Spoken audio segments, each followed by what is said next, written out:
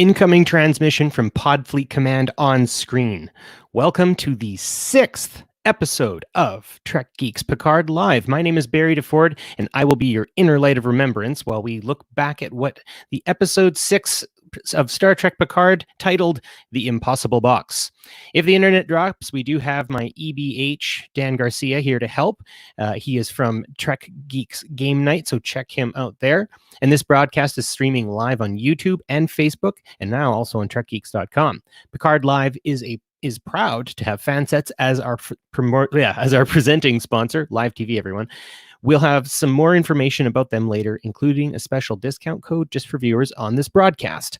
One other thing I noticed was in the other previous episodes, I was slouching a lot on this live show, so I've raised my mic. However, I'm afraid it might make me look like a hamster going for its water, so we'll just have to see how that goes. But first of all, let's get started with our spoiler alert.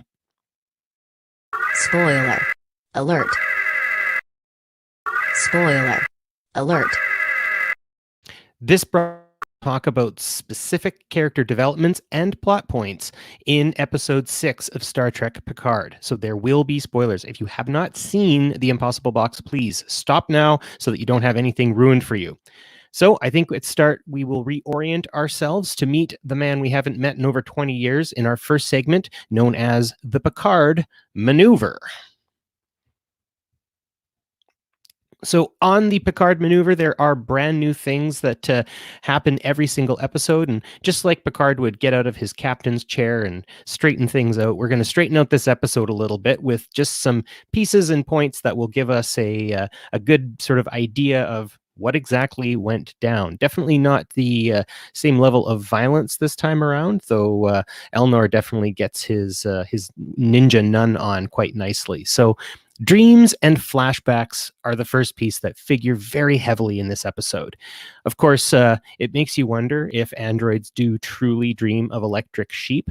But I will say that Dad, the father of Daj and Soji, has a lot of orchids in it, and I believe Daj and Soji are types of orchid. So interesting that we have those little pieces there. And then there's also an interesting little point at the beginning of the episode where there is one of those wooden doll for drawing art and then a hand on her bedside table, and there's a picture of Dodge and Mumbot. I think that was really good foreshadowing just at the very beginning of the episode. We also see Narek and his sister are juxtaposed well. Breaking or solving the puzzle gets the prize in a lot of cases. Makes me start thinking that the Zhat Vash and the Tal Shiar really are sort of hard to tell where one blurs in and one blurs out. Maybe it's sort of that difference between the FBI and the CIA to outsiders. Who knows? But in this case, I'm pretty sure everyone is truly hiding something, aren't they? There is chatter between Narek and Daj about his true name. Narek questions on the nature of the dreams, and he puts up an interesting diagnostic for his sister on how to figure out these dreams. Really, really like the dialogue between brother and sister here as well. Jurati is locking down some alibis and making mistakes with Rios. So I just have to say that Jurati starts off by talking about Maddox's death, and I don't really feel like she is covering things up very well. But I'm not really buying it. We'll see how it goes.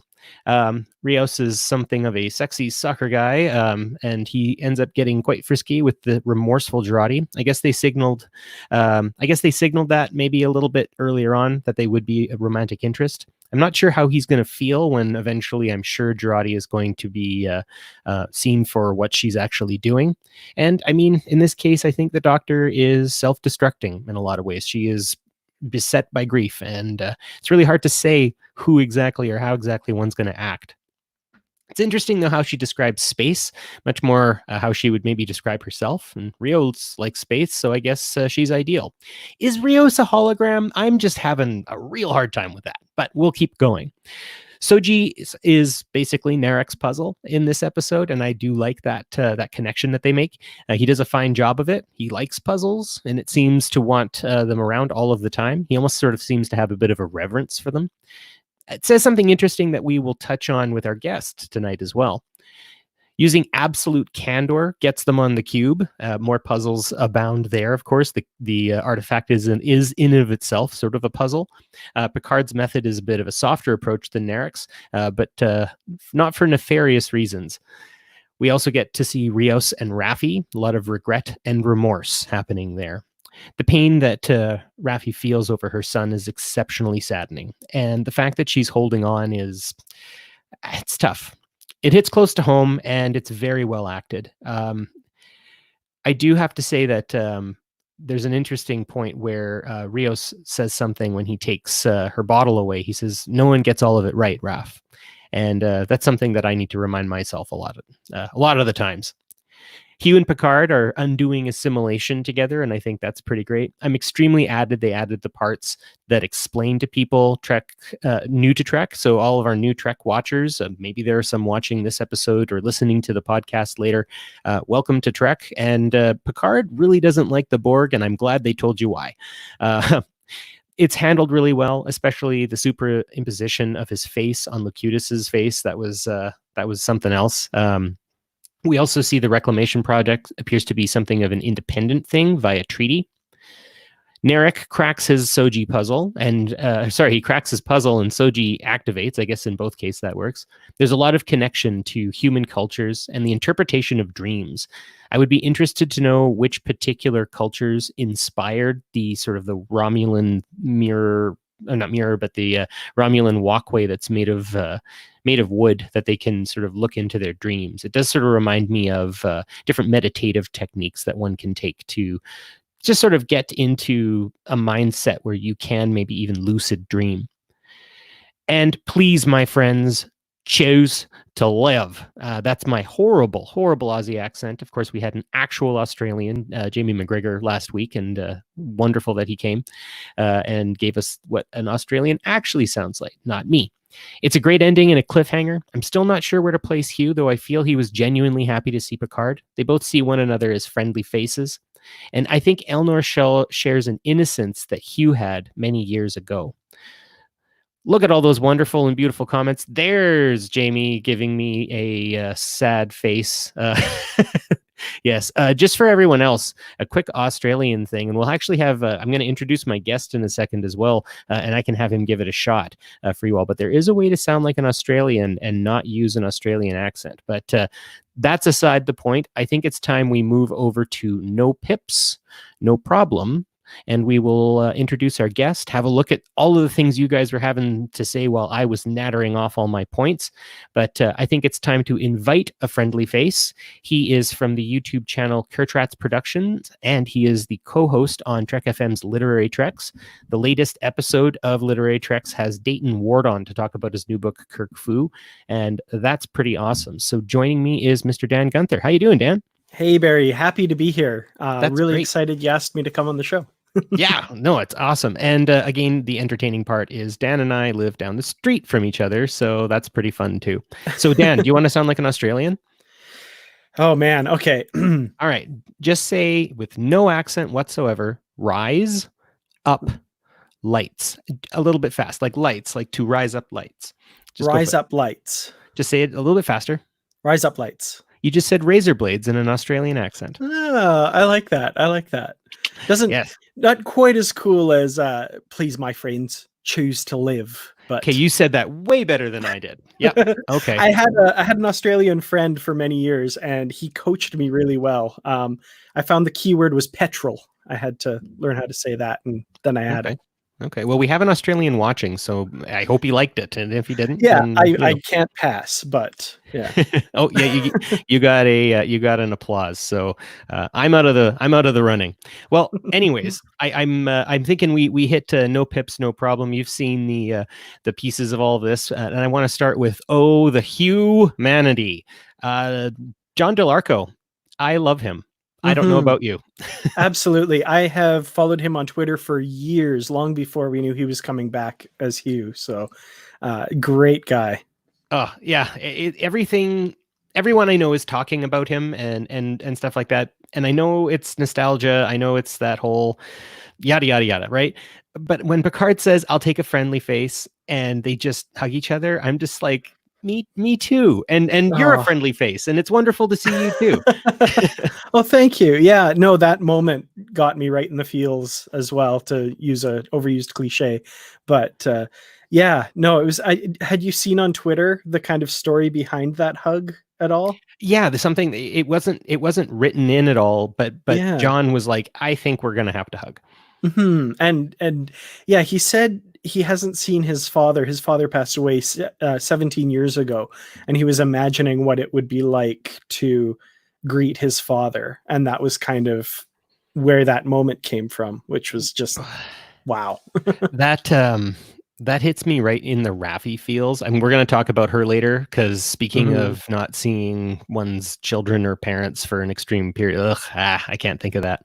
Man. Anyways, so I found that something that he said, and I want to kind of talk about this. He says a new name can be a first step to a new identity, and Mhm. I don't know. I mean, John is definitely a strong fighter for LGBT rights, of course.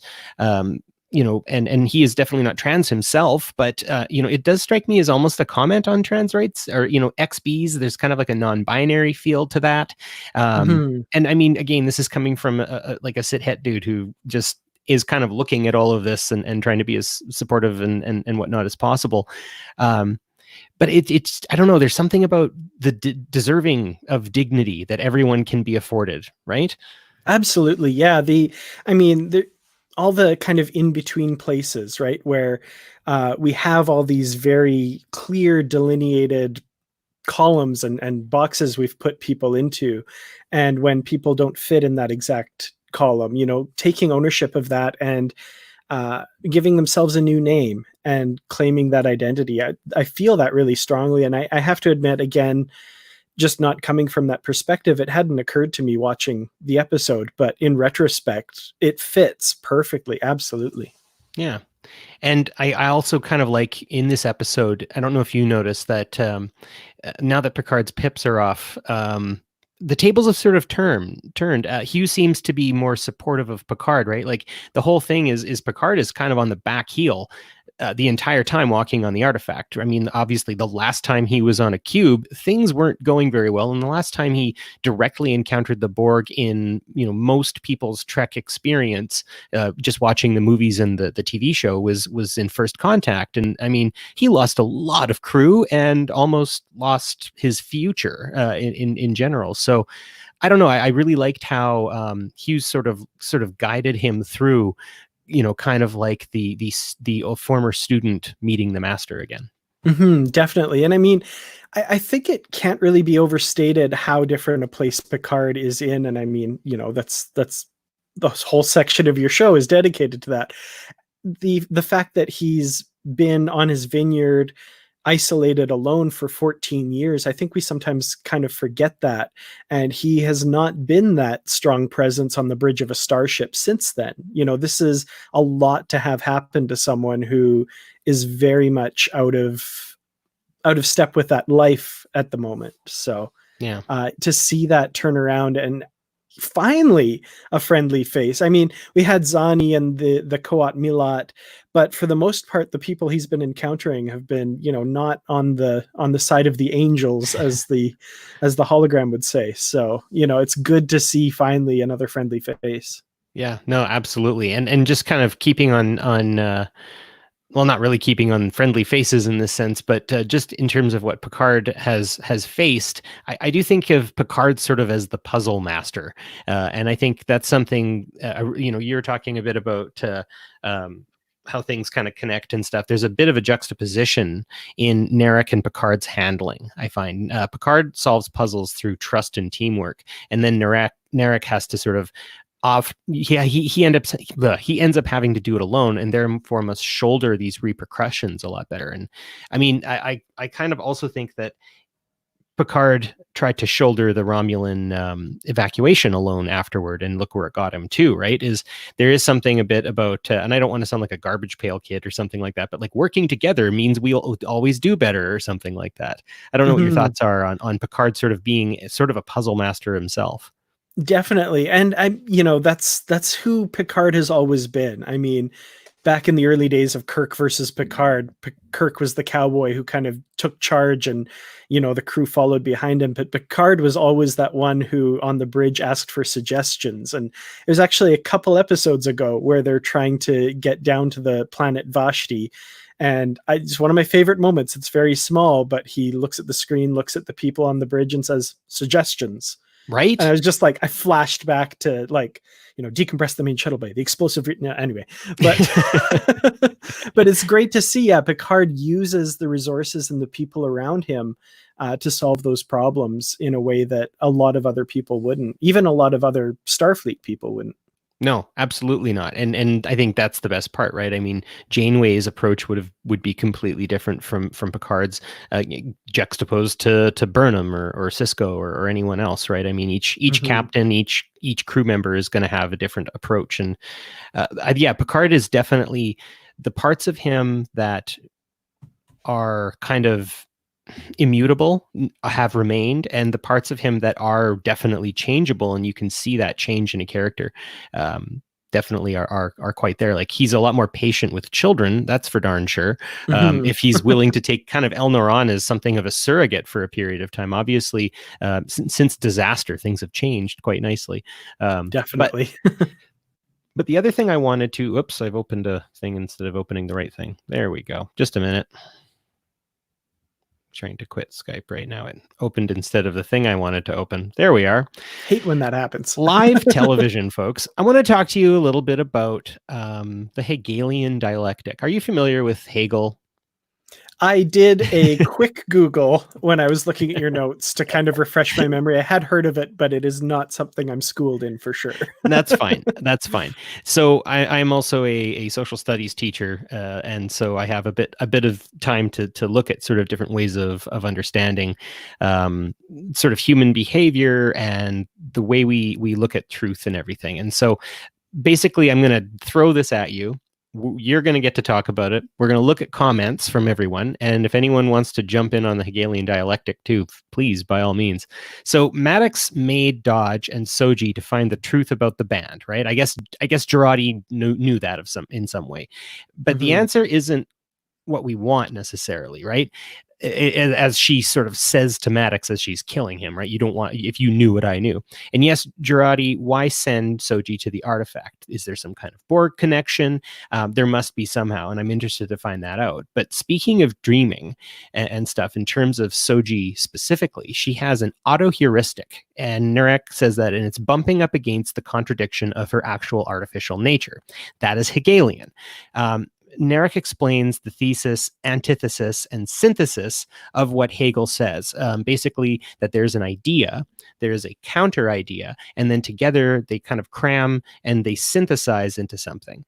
But if you kind of continue through the Hegelian dialectic, according to a guy named Frantz Fanon, who wrote a book called Wretched of the Earth, he says there is a point at which methods devour themselves. And that's the true Hegelian paradigm. It isn't synthesis, synthesis, I've gone it backwards. Thesis, antithesis, synthesis. It's actually thesis, antithesis, working towards a synthesis until everything unravels, right? That things just unravel. All logic flows itself into a state of unraveling. And I think that's, just as a quick aside, I think that's important for the Quat Milat, is they can get through this by openly addressing the contradiction, because that's the only way you can understand contradiction.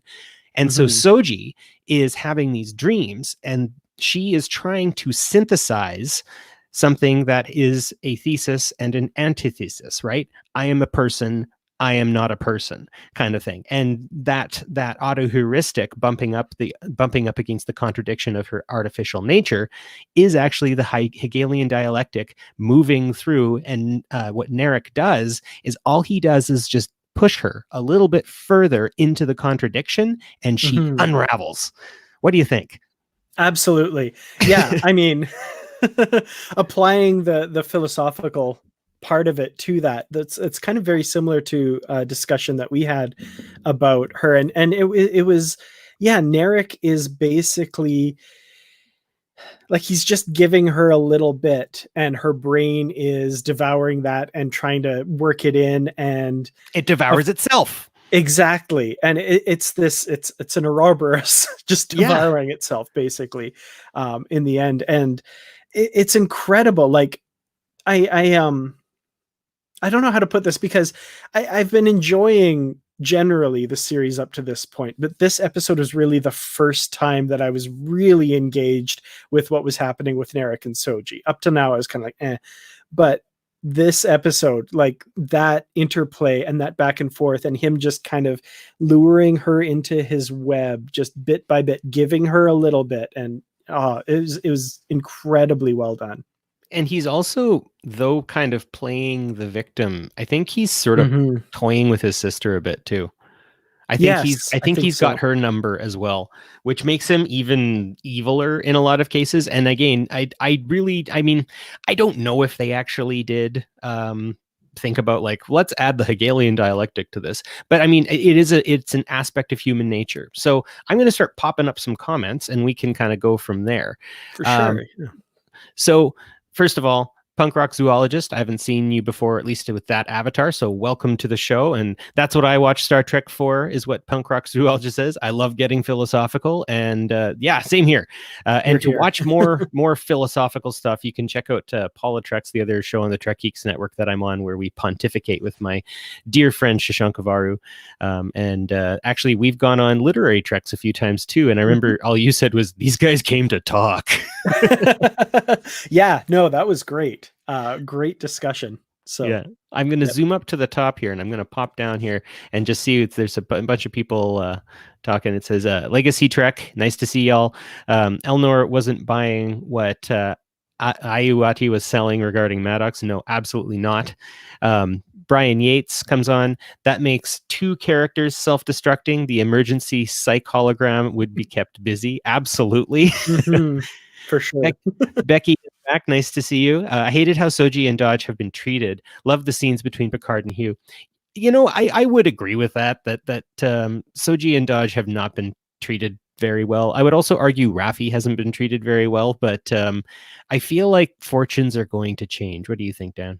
I think so, for sure. Like, we've seen Soji, like Daj, we had very little of her and was gotten rid of very quickly. Soji has not had a lot of agency up until now. And I think in this next episode, just based on the preview, I don't know if people are okay with me talking about previews of stuff to come, but, you know, I don't think she's going to take Picard directly at his word. Like, she's kind of done just trusting somebody. Picard's going to have to prove that he's on her side here. And I think she's going to be taking charge of making sure that the choices she makes are the choices she makes. That's an extremely good point, because yeah, I mean, I guess in the immediacy of that final scene, I forgot to mention that the only anchor that she has in terms of a sort of loving, intimate connection is actually a piece of crap. So yeah, no, that is a really good point. Huh. Aren, nice to see you. Elnor is gonna get wrecked. Well, it's really, I mean, unless he starts deflecting disruptor blasts with his sword, or Hugh's got something up his sleeve, I am really not sure how he's going to make it out of that one. Yeah, because I think what Hugh has in his hand is a flashlight. So yeah. I don't think this is going anywhere really good. Yeah. That said, and I'm just thinking about this right now, what if Hugh can still adapt to disruptor fire? Ooh, interesting. If I was an unassimilated Borg, I'd be like, can I keep that? I just want to keep that. I just want to be able to still adapt. Yeah, and now that you mention it, and I hadn't thought of this before, like that kind of vest that he's wearing has the kind of mechanical look to it. So, well, and I mean, the way he walks around too, I've said this about John DeLarco as well. He even, like, he remembered how he walked. Like, he's not in a swimsuit anymore. Like, that's great. He doesn't have tubes coming out of him everywhere, but he still remembers, and he still kind of does the floppy foot Borg walk, and I love it. Definitely that very stiff upper torso and all of that. Let's see here. Same thing with Seven from the previous episode. They both faded to black on the Rampage. Yeah, definitely. Elnor and Seven faded to black on the rampaging out. That's great. Let's see here. Arend also kind of counterpunches that by saying like it's too much of a trope for him to live after facing overwhelming odds. I mean, that is kind of his MO, right? They bind their sword to a lost cause. So I don't know. I mean, I would think that there's got to be something catcher related to this whole absolute candor thing as well. I'm not sure if that's anything you think. Interesting. I hadn't thought of that, but perhaps. Yeah. Let's see here. I'm gonna hop down a bit to the bottom. Yeah, if Elnor dies, we riot. Punk rock zoologist says. Yeah, I would agree. I'm not excited about that idea. Someone else had mentioned that I got kind of deep. Yeah, here we are. Kirk Schwinn, thank you. Holy crap, that was deep. Well, that's what happens when you live, eat, sleep, dream. I've never found myself as a wooden doll or anything, but I definitely have dreamt that I've literally been on the bridge of the Enterprise, and when I woke up, I was very upset. Oh yes, have we all been there? I feel like it. Yeah. So here's one I want you to this one that I want to see. So Jamie, he says, I wonder why exactly Maddox created Dodge and Soji, not knowing that they were synths. That was necessary for data lore. Why was that necessary for the mission? So he's saying that not that he didn't know, but that, to make them so like more human than human kind of deal. Mm-hmm. What do you think of that? Do you think he's got some method to that? It's interesting because there is the ban and that sort of thing. And so I'm wondering if he wasn't confident in their ability to cover up that fact if they were aware of it. So knowing that their exposure, not like data and lore weren't illegal to exist at the time. And now synths are. So I don't know. It might have been some calculus on his part to say that if they know they're androids, that could more easily get out. But yeah, I'm not sure. Yeah. Well, I'm interested to see where that's going to wind up. I think we're gonna end up getting some good twists to come yet. But as we twist out of the Picard maneuver, I think we can pop into our fan sets little conversation here, because before we continue on to our next segment, I'm always happy to take a brief moment to talk to you about our sponsors, Trek friends, Trek family at Fansets. There are many ways to express your fandom, but if you're looking for artistry, care and attention to detail, and a friendly, down-to-earth customer service, you're not going to find it anywhere else than to find people at Fansets. Now, Dan, I know you have wandered the trade show at STLV. Are you a Fansets fellow yourself? I have a few. I don't have the biggest collection in the world, but I've won a few, and I've definitely purchased more than a few. So right. Yeah, you won once. I remember you winning that. I was very proud. That was really cool. Yeah, they're beautiful. Like I have a few like of the little crew. I have a couple of the ships, and they're just the detail that gets put into them in such a, I don't want to say a limited medium, but to still have that much detail and be so small, and they're so cool. Yeah, no, absolutely. So there's a bunch of new Picard pins coming as well. You're not only going to see microcrew characters for Soji, Dr. Jurati, Raffi, Picard, Rios. They're also going to be doing those episode pins like they did on Discovery as well. So check them out. There's going to be a lot of stuff showing up soon. So follow them on Twitter, check them out on Facebook, check out their webpage. And if you're not if you know people who don't necessarily like Star Trek as much, they've got other stuff from Alien to DC. And if you are interested in checking them out and you decide to make a purchase as a Picard Live listener, you get a 15% discount if you jump onto Fanset's website on your checkout cart during season 1. So once season 1 is over, this thing stops working. But if you enter Picard Live, that's all caps PICARDLIVE, you'll get a 15% discount at checkout. So Fansets, their pins have character, and we thank Fansets for being the presenting sponsor for the Trek Geeks Network. I think it's time we hit onto looking into a bit of the future at the Stargazer. What do you say? Excellent. I'm all for it. So I like to say that the Stargazer looks like a Chicago deep dish pizza in space. I like it. So first of all, I'm really worried that he was going to be a bad guy in the end. Are you Interesting. thinking that that could be a thing? I hadn't thought of that. I was reading through your notes here, and I'm curious as to what you're seeing that I'm not, and I'm trepidatious about what you're seeing because I don't want to think this either. Because I love Hugh; he's been so great so far. Yeah, I don't know. He's so willing to help, and I know like he must be so happy to see Picard, and I don't think that that was put on at all. But I just worry that like something about the agreement he's made with the Romulans is where I'm worried he might spin around or something like that. And I don't know, maybe not, but I mean, wasn't he hooked up with Lore there for a while too? Like he has made some sort of iffy choices in the past, and that does kind of concern me. That's true. Yeah, that's interesting you say that about the Romulan thing. My mind, as soon as you said that, kind of flashed to a Lando Calrissian type situation where the Romulans are exerting influence and Darth Vader was exerting influence on Cloud City and he had to betray friends. And oh no, now I am scared. See, yep, no, Well, you got and me there's got to be something up with those final XB Romulans, right? there. They all got like some kind of like little weird algorithm in the system or something. Like part of me again, and this is me just really stargazing here. What if there was some kind of legitimate threat from the Borg because of the destruction of Romulus? Okay, so just hear me out. This is a big stargazer question, so listeners, listen up. Comment if you're listening live.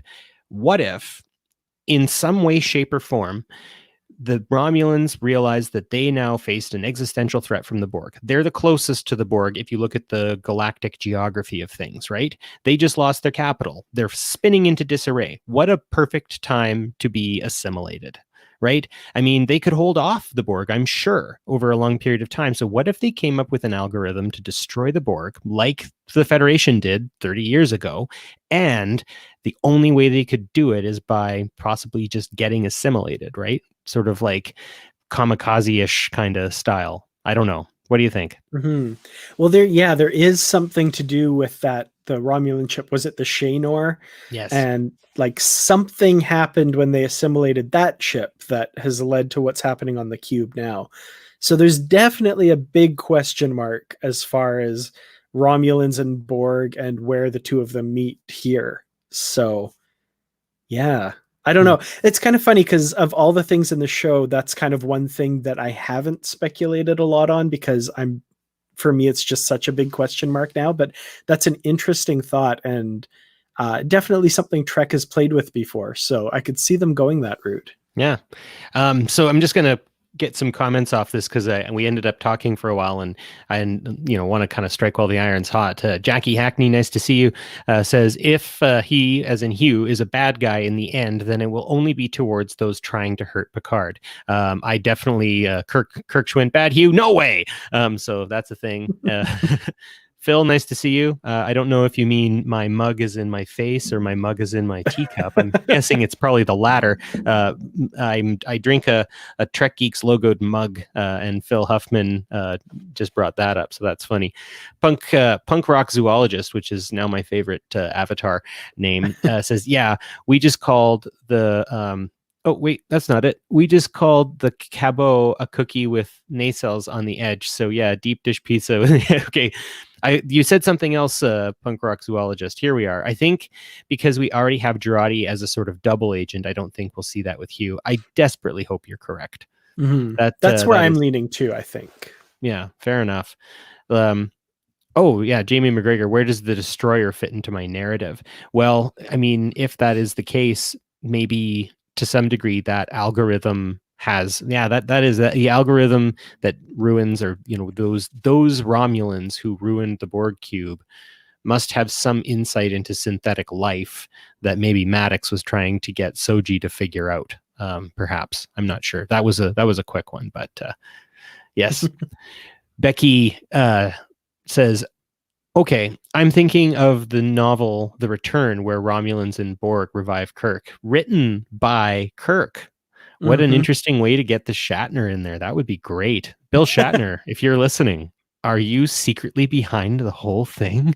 Could you imagine if that was like the end of season cliffhanger? Like Discovery, we have the Enterprise showing up. Picard, Kirk steps out of a Borg alcove. Oh man. They could call it Star Trek Picard. Oh, Yeah. that's amazing. That would be that would be something.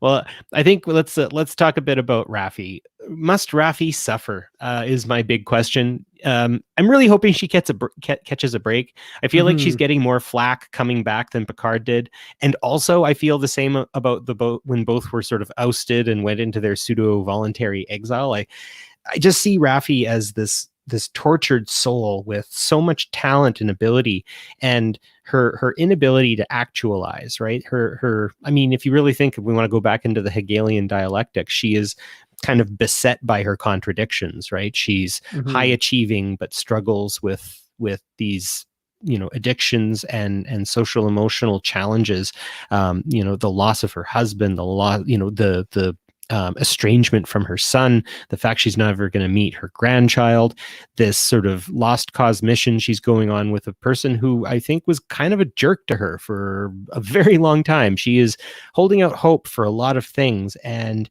I mean, really, at the end, if she is the one standing triumphant, I will be very happy about this season. I would really like to see Raffi get her due, because I think one thing about Dignity is good people sometimes don't get it right all the time, and that is true.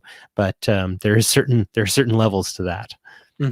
Yeah, I've got to think that part of this series, part of this season, is the redemption of Raffi, and like, yeah, she's got to catch a break. For example, her belief about the attack on Mars, I feel like that's going to be justified. I think she's going to figure it out. It's going to be revealed, of course, that attack was not all that it seemed to be.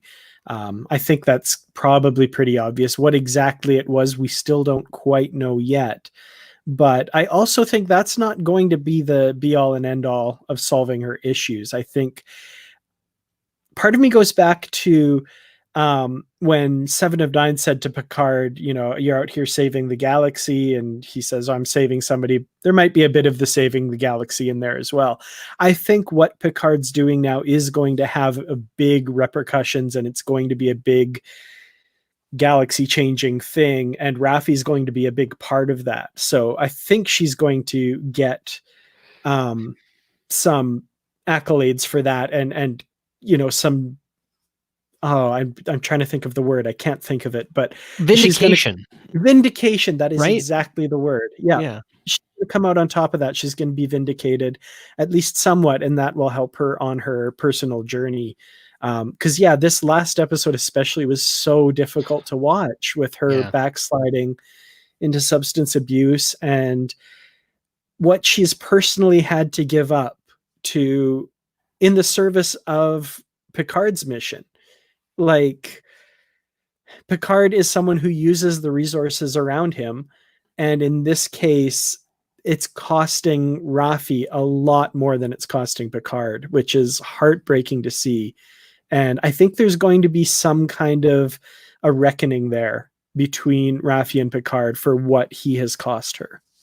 Yeah, and as much as I love Space Dad, I think he does need to sort of get that like you said, sort of an uppance to some degree. Jackie Hackney gives 2 hearts to Raph, and then says, in the service of the truth that others refuse to see. That is a very, very well said way of putting that.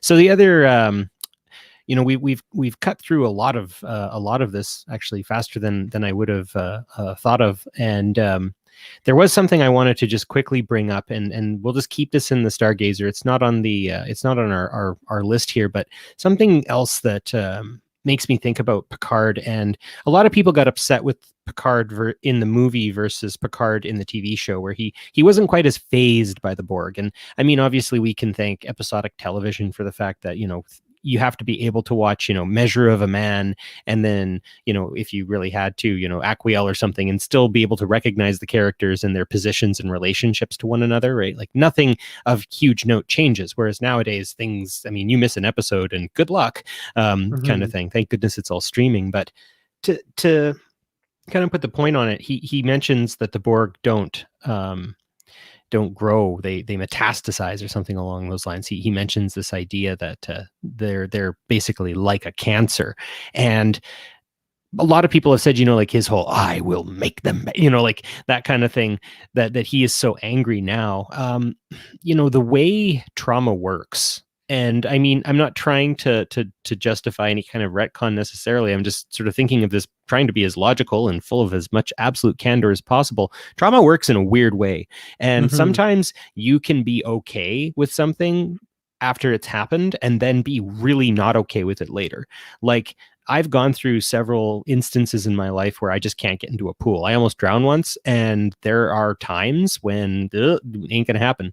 There are also times, though, because my partner is a very avid swimmer, that I will go with her and we'll swim around and have a good time, and I'll be fine. But there are other times where I just have to not be in the pool. And I can't tell you when, I can't tell you why, and I can't tell you what, but sometimes I just can't be in the water and it freaks me out.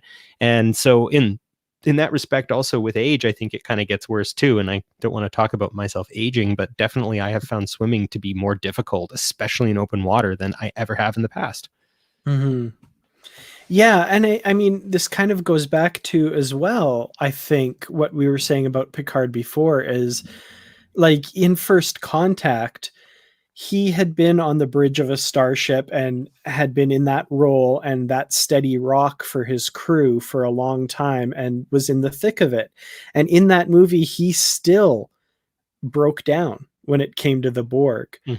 Now he's been out of the fight for 14 years. He when he retired to his vineyard, thought he would probably never ever have to think about the Borg again. There was just they weren't going to enter into it anymore. He had no dealings with them, and now suddenly he's on a Borg cube, it should be said, for the first time since he was Locutus. Yeah, like, exactly. I absolutely bought the trauma and the lingering feelings and all of the panic that he was having there. Absolutely, 100%. If anything, it was probably truncated a bit for television because we've got to get him onto his thing. But I don't think a normal human being would even be able to be put in that situation again. He'd probably say, okay, that's it. We're packing up and going home. Like, right. I can't do this. Yeah. And we've got some good conversation on that as well. Phil Huffman brings up elevators aren't a thing. Yeah, elevators kind of freak me out too, but I could see that for someone who actually had it. So empathy there for sure. Jackie Hackney says he was probably very fazed by what was happening with the Borg in the series, just not when the camera was rolling. Exactly, right? Like, we don't know if, like, on some nights he would just cry himself to sleep. Like, we don't know those things. And I think this adds to it, and I think it adds more texture to his character, right? I mean, Picard is many fragments, and of course that fragment motif that exists in the opening credits is so incredibly just in your face, right? And yeah, he is the sum of all of these parts. Like, I'm sure there are times when he just, like, thinks about, like, a day when he was I forget the name of the planet that it was for the inner light, right? Where maybe he was Catan, Catan, right? Like, I'm sure he just thinks, like, remember that time in Catan when I laughed so hard milk came out of my nose? Like, I'm sure he just has these moments where he remembers these points. Or Famke Janssen's character that one time. Kamala, when he's like, you are the best. This is why I love having you on. But I need to devote my brain to better stuff, but it's all in there. I don't know why. Dude, no way. But yeah, like when he's thinking of Kamala, and, like, there are probably moments where he's like, I really loved her, and I think she really loved me. Or maybe he thinks of what's her name, Vash, as well, right? Where he's like, I wonder if I changed my life. Like, Picard is a man of many parts. So yeah.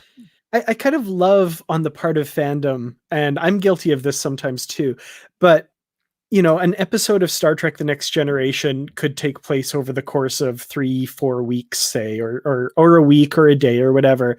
We see 44 minutes of that. And that's spread out over all these characters. And we feel like we know everything about all of these people all the time. We really don't. Like, we've seen really a very small part of their lives when it comes down to it. Mm-hmm, mm-hmm. Dan Ireland says, yep, he's the kind of guy to always put on a brave face and maintain his professionalism. Absolutely. Like, I mean, there are those of us who have to work in certain jobs where we have to do something that that sucks, or we have to be a part of something or have to learn or know something that just sucks. And then we have to like walk out and talk to people and try not to think about it and stuff like that. So yeah, I mean, this is something that a lot of people face, and Picard, being the sum of his parts, is going to be, he's going to react to stuff in certain ways. Right. Jackie Hackney says, and then being on the Borg ship and hearing the name Locutus being called out. Yeah, the dude, hey Locutus, remember when we were on Submatrix 15733317555? That was the funniest. Man. We were talking about this on the live show that I do on Fridays, and somebody in the comments said, Phil? Yeah, right. I had to watch Groundhog Day yesterday because of that comment. Just FYI. Or like Ocean's 11, the one guy, the 2001 or 2002 Ocean's 11, when the guy's like, he recognizes in the casino and he's like, I do not know you. Anyways, let's see here. Becky 2010able, I finally got your name right. I love how Picard eventually learns that ex-Borgs are victims. That realization came a little quickly, but it was great. Yes, absolutely. They are very much victims, right? This is the thing, is I still agree with what they chose to do on iBorg, right? Because existence and sentience are difficult. And I don't know if killing necessarily is the best way. I mean, even in First Contact, there was a necessity to destroy, but restraint was still somewhat possible. They are still victims. They have been taken against their will to do something that, had they have been given the choice, they wouldn't have. Victim. Mm-hmm. I mean, that's exactly what it is, right? Their personal sense has been taken away. I feel like you could really do a parallel with like child soldiers or something like that. Like, I feel like that story could absolutely be written in the Star Trek universe. Yeah, you're absolutely right. Man. Punk Rock Zoologist says, I agree with Becky Tonatenable. Picard recognizing the XBs as victims was a beautiful piece of growth. Mm-hmm. And definitely, on the other side of it, I know I mentioned earlier that new names and stuff like that, and XBs and everything, the idea of being a victim or being sort of the outcast in a society. I mean, Hugh even mentions that. And again, I can't help but think of victimization of trans women, especially trans women of color. The idea that for such a long time, right? I mean, pride in and of itself is it's a protest. It's not simply just one specific thing. I mean, you think back to stuff like Stonewall and stuff. I mean, they fought, and there were a lot of victims in that respect. So I do have to say, there's got to be, and I mean, this show has been bonk on the head for politics, and that's why I love it. Yeah, that's definitely something that I kind of have no trail off for, but yeah. Yeah, definitely. Yeah. Yeah. I can't add anything to that because that's exactly the feeling that I get from the show too, for sure. Yeah, definitely. Well, I think I'm going to move into some supplementals. So this is where we're going to just talk about extra stuff that didn't necessarily fit into the episodes. Maybe there's some online chatter worth mentioning that the commenters have seen on the Twitters or somewhere else that they want to bring up. Anything that's been happening with other shows, perhaps, to sort of subtly bring that up too. I typically don't watch shows before I record this one to try to keep it as fresh as possible. But let's just see what's happening in the segment we call supplementals. So first of all, I think there is a bit of subtle retconning that's taken place. I've never really fully personally liked the concept of the Borg Queen. I liked it better when they were just sort of that kind of anarchic kind of style. I mean, the Borg Queen kind of makes them more like bees to me. But I mean, biologically, it makes sense because bees are actually a real thing that exists in that respect. So here we are. Maybe I'm superimposing my own ideas, but did you like the Queen edition when she came? I was never a big fan of that concept. I get why she was added, you know, to give the antagonist personification in First Contact and that kind of thing. But there's just something about, for example, that scene in Best of Both Worlds where the two Borg are holding Picard and he's just talking to the collective. And it's just this implacable voice that cannot be swayed. You know, we would rather die. Death is irrelevant. You will be like, it's just like, wow. And, you know, to have the Borg Queen kind of like, you know, being all human like and all that kind of stuff. I get why, but I was never the biggest fan of her either. Yeah. As a concept, I should say. Yeah. And I mean, at that point, I was under the understanding that there was one queen. But now, I mean, there's the idea that there are several and that actually they sort of serve not as intensive of a function. They're sort of like maybe like a coalescence of collective action and stuff like that. And in moments where, say, even, you know, yoctoseconds are important, I'm sure an individual can still make a faster choice than an entire collective on something. So I could see, you know, perhaps the diminishing of, you know, cube autonomy or a cube's ability to sort of act in certain ways if necessarily the Queen needs, you know, action to be taken in a much more decisive manner, maybe. Bringing order to chaos, as she would say. Right? Chris Hackney says, I think they were supposed to be thought of like bees. Why else refer to the rank and file Borg as drones? Yes, absolutely. No, that is, again, also a good point, that they are, in fact, also called drones. And also bees use 6-sided shapes and Borg cubes use 8-sided shapes. So there we go. Hadn't thought of that. Yeah. Well, we answered that. Never mind. Never talk about it again, anyone ever. I'm just kidding.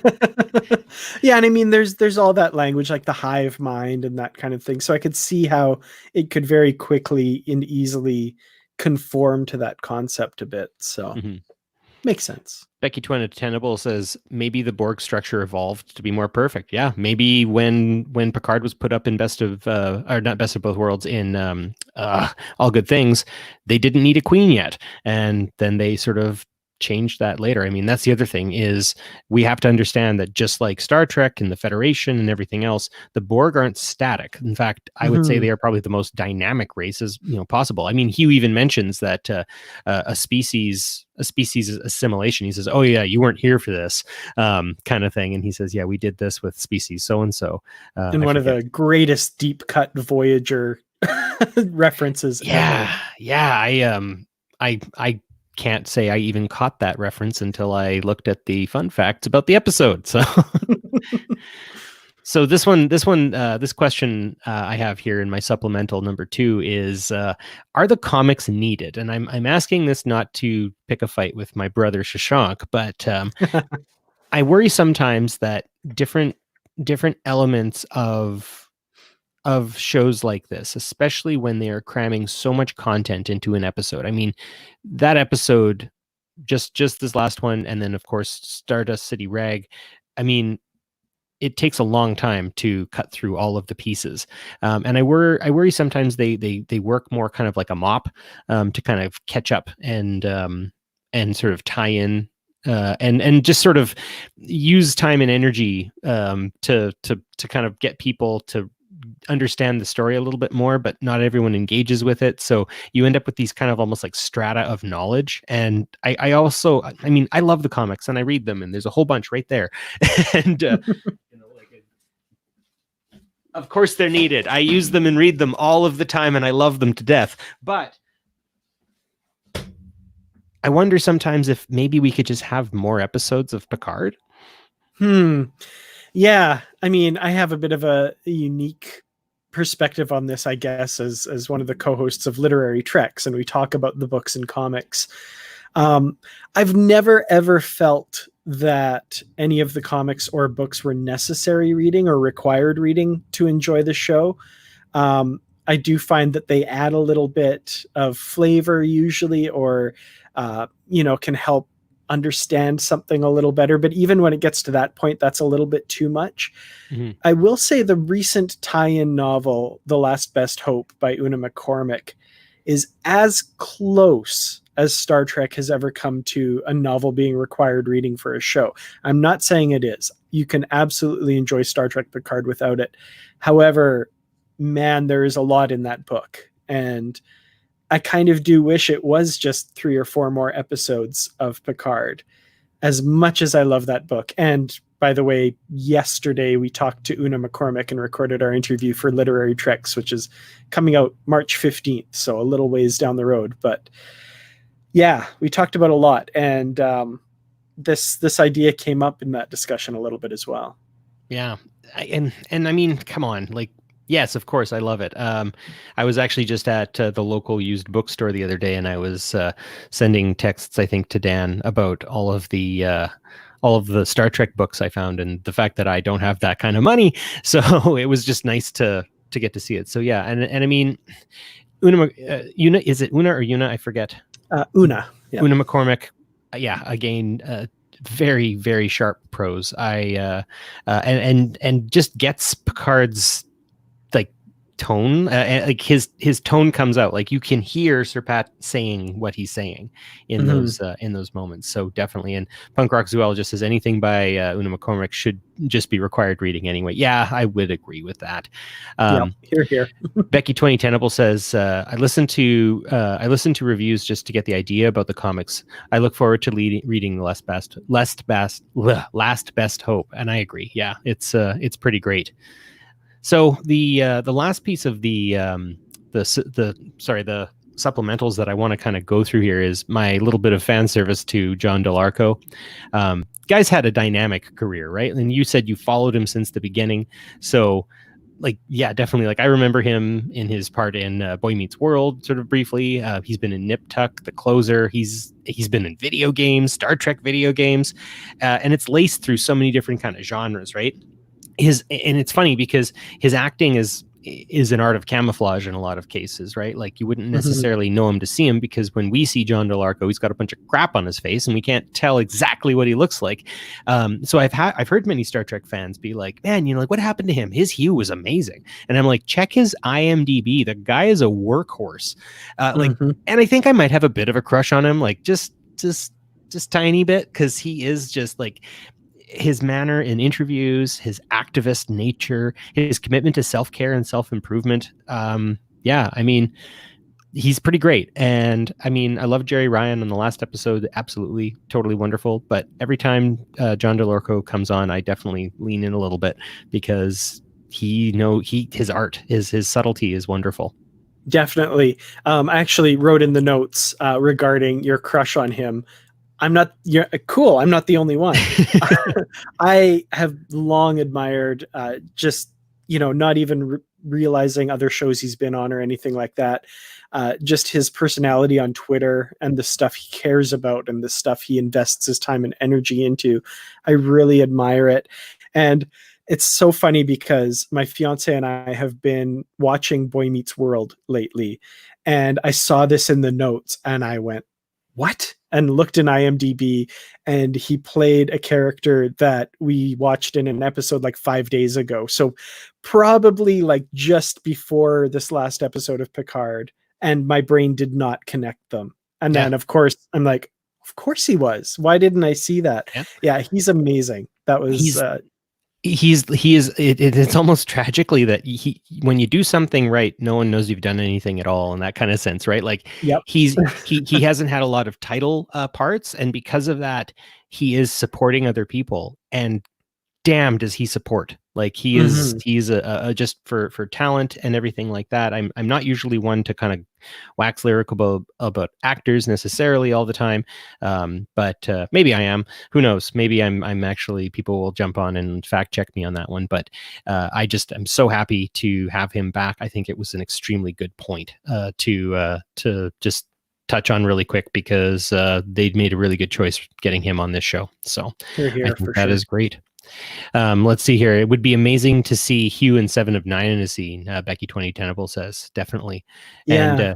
And Jamie. Oh, sorry. Go ahead. Sorry, I was just going to say, like, looking online, I guess he and Jerry Ryan have become really good friends. So that would be nice to see for sure. Sorry. Well, maybe that'll happen. Jimmy McGregor says there are no small parts, only small actors, eh? Yeah, I guess so.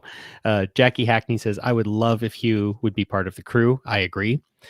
Also, and I mean, here we are chatting about different types of comics and novels and everything like that. I mean, I would read a Hugh centric novel. Absolutely, I would, and I would watch a Hugh centric series as well. To be perfectly honest, I think he could. Yeah, I think he could carry an entire series. But that is up open for conjecture. So next week on Picard Live, we'll consider the 7th episode of Star Trek Picard titled Nepenthe, and we get the return of the Rikers. What are you thinking about that one, Dan? Are you excited to see Deanna and well? Definitely. That I'm really looking forward to that reunion. Even the slivers of it we've seen in trailers and stuff. Seeing those friends come together. I think about that one trailer where they're sitting on a bench or something, and Riker puts his arm on Jean-Luc's shoulder and Jean-Luc just grabs it. And like, I was just, that camaraderie and friendship that they couldn't have on the bridge of the Enterprise, to see them as old friends now outside of Starfleet. I'm getting ready to get a little teary next week for sure. So I have to show you something here. This year at STLV. I got to meet Mr. Frakes, and he signed my little USS Titan, and I said, Mr. Frakes, if I take this home and I water it, will it grow into a part on Star Trek Picard? And he went, ha ha ha ha ha. We'll see. So I'm excited, and definitely he was a delightful human being to just sort of have a quick, what felt like 5 minutes was probably maybe 3.5 seconds. Was really great to chat with him on that. And he's been behind the camera of so much Star Trek. I mean, it's not like we haven't seen him. I mean, we've seen his work on Star Trek and all the new stuff that's coming out, but to get him reprising the role, I think is going to be great. And Marina Sirtis is just, I mean, she's never stopped being Deanna Troi to some degree for me, even like hearing her talk about Twitter. I mean, we were talking about John Alarco and his activism. Marina Sirtis is, again, someone who is very principled and very outspoken, and is a Tottenham Hotspur fan, which I think she and I chatted about that. Sadly, I supported a different team when I was living in London, and I didn't tell her that. So that was probably why we got along so well. Yeah, no, they're wonderful, wonderful people.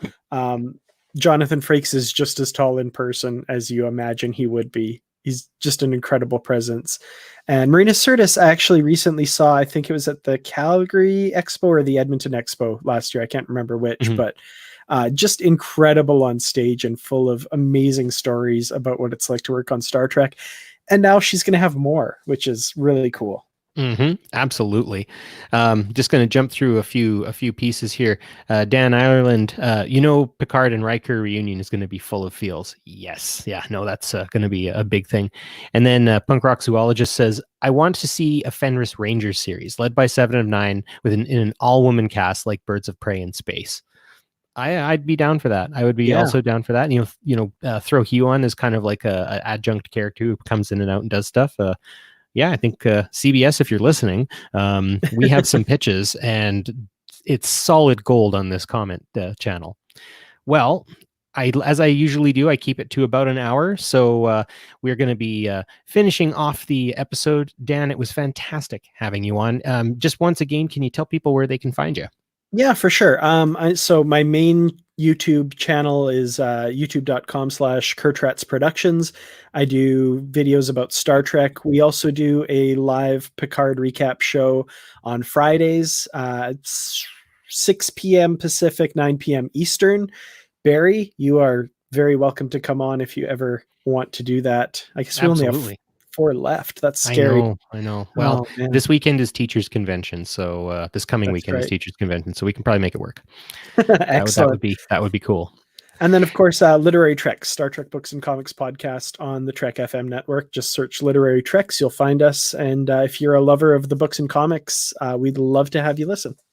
Well, wonderful. Well, there's many things happening on the Trek Geeks network for sure. So in the meantime, in between our show and our watching Picard and everything else, for more great Star Trek discussion, check out the other podcasts of Trek Geeks Podcast Network, found on Apple Podcasts, Spotify, Google Podcasts, and even TrekGeeks.com. And we have the latest episode of Rewind, where Haley and Sarah take on season 1 TNG: The Battle. So they're going to turn that into a see it from a skip it. So good luck, ladies. I believe in you because you've actually done really good so far on all of that. So check them out. And if you are looking for the audio version only, you can attend the live stream if you can, but don't worry if you can't. You can always download the audio version of this podcast the next day. Just search for Trek Geeks Picard Live on your favorite podcast platform. We'd like to thank Fansets, our sponsor, and obviously a shout out to the fine gentlemen at 5 Year Mission who have a podcast on the Trek Geeks Network as well, and they also provide the music for the show. So with that, I'll say live long and prosper to everyone. Everyone has been fantastic on the comments. Nice to see you all, and looking forward to seeing what the next episode has to hold. Have a good night, Dan. Have a good night, Joel on True. Joel on True.